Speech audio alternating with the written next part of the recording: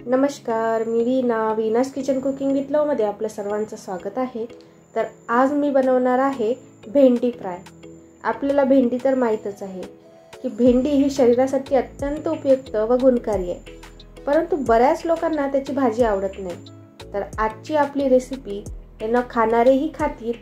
जर तुम्ही त्यांना ही भेंडीची रेसिपी आहे हे सांगितलं नाही तर त्यांना कळणार सुद्धा नाही, एवढी चवदार व हेल्दी अशी आपली आजची रेसिपी आहे। तर आता अशा चवदार व हेल्दी रेसिपीला आता आपण सुरुवात करूया। तर मी त्यासाठी या ठिकाणी पावशेर भेंडी घेतलेली आहे, ती स्वच्छ धुवून घ्यायची आहे। त्यानंतर त्याला अशा प्रकारे आपल्याला कापायचं आहे। पहिले मागचं व पुढचं टोक आपल्याला कापून घ्यायचं आहे। त्यानंतर मधातून कट करून लांब व पातळ असे आपल्याला याचे काप करायचे आहे। पातळच असे आपल्याला याचे काप करायचे आहे, त्यामुळे ते खूप कुरकुरीत लागतात। भेंडी चिरताना त्यामध्ये जे व्हाईट कलरच्या बिया असतात ते आपल्याला काढून टाकायचे आहे। जर या बिया काढल्या नाही तर भेंडी चिकट लागते, कुरकुरीत होत नाही, त्यामुळे आपल्याला या बिया काढून टाकायच्या आहे। तर अशा प्रकारे आपल्याला ह्या बिया काढून टाकायच्या आहे व त्यानंतर त्याला लांब असं कापायचं आहे। तर अशा प्रकारे मी संपूर्ण भेंडी चिरून घेणार आहे। भेंडी चिरायला वेळ लागतो, परंतु तयार करायला अतिशय कमी वेळ लागतो।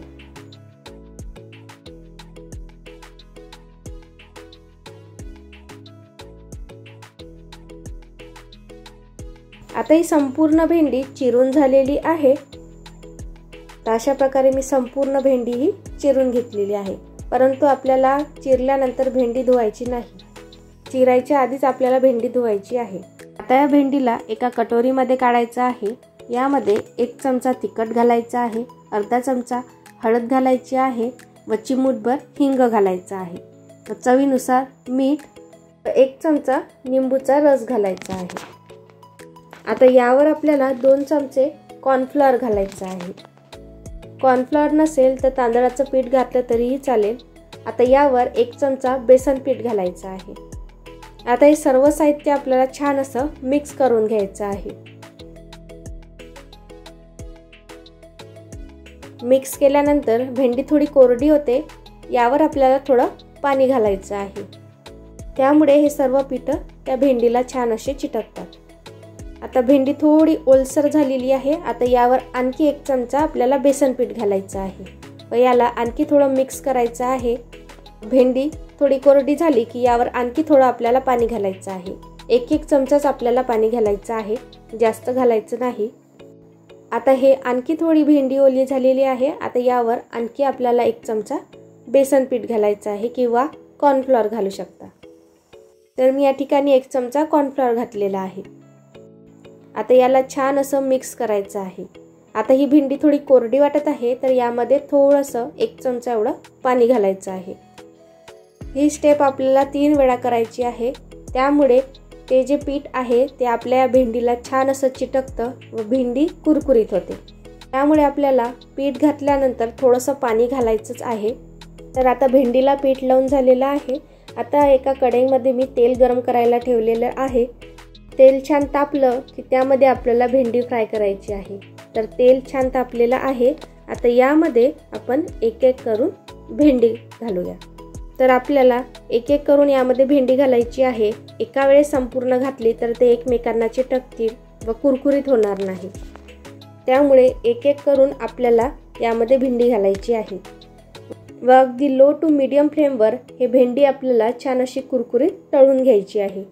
हाय फ्लेम केला तर भेंडी जळू शकते, त्यामुळे आपल्याला लो टू मीडियम फ्लेमवरच ही भेंडी तळून घ्यायची आहे। अगदी कमी सुद्धा करू नका, परंतु भेंडी तळण्याकरता आपलं हे तेल सर्वात प्रथम कळकळीत गरम असलं पाहिजे। तर अशा प्रकारे हलकासा तांबूस रंग येईपर्यंत आपल्याला ही भेंडी तळून घ्यायची आहे। तर आता ही भेंडी छान अशी कुरकुरीत तळून झालेली आहे। याला आता आपण एका प्लेटमध्ये काढून घेऊया। मस्त कुरकुरीत अशी ही भेंडी तळल्या गेलेली आहे। तर अशाच प्रकारे मी बाकी सुद्धा भेंडी तळून घेणार आहे। तोपर्यंत तुम्ही जर माझ्या चॅनलला सबस्क्राइब केलं नसेल तर सबस्क्राइब करा व बेल आयकॉनवर क्लिक करा, त्यामुळे तुम्हाला माझ्या चॅनलची नोटिफिकेशन येतील व सोप्या व नवनवीन रेसिपी तुम्हाला पाहायला मिळतील. आणखी एक महत्त्वाची टीप, जर तुमच्याकडे तांदूळ पीठ किंवा कॉर्नफ्लॉवर नसेल तर तुम्ही नुसतं बेसन पीठ वापरलं तरीही चालते, तरीसुद्धा भेंडी कुरकुरीतच होते.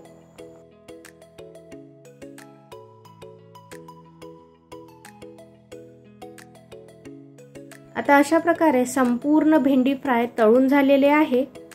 मस्त कुरकुरीत असे हे भेंडी फ्राय तळून झालेले आहे. ते आता मी एका डिशमध्ये सर्व करणार आहे. तुम्ही हे भेंडी फ्राय ॲज अ स्टार्टर किंवा जेवणासोबत तोंडी लावण्यासाठी सुद्धा उत्तम पर्याय आहे. तुम्ही हे भेंडी फ्राय टोमॅटो सॉस सोबत सुद्धा खाऊ शकता. खूप छान लागते. अगदी पोटॅटो फ्रायला सुद्धा मागे पाडेल इतके चवदार असे हे भेंडी फ्राय लागतात. संपूर्ण फ्राईज तळून झाल्यानंतर यावर थोडासा चाट मसाला घालायचा आहे.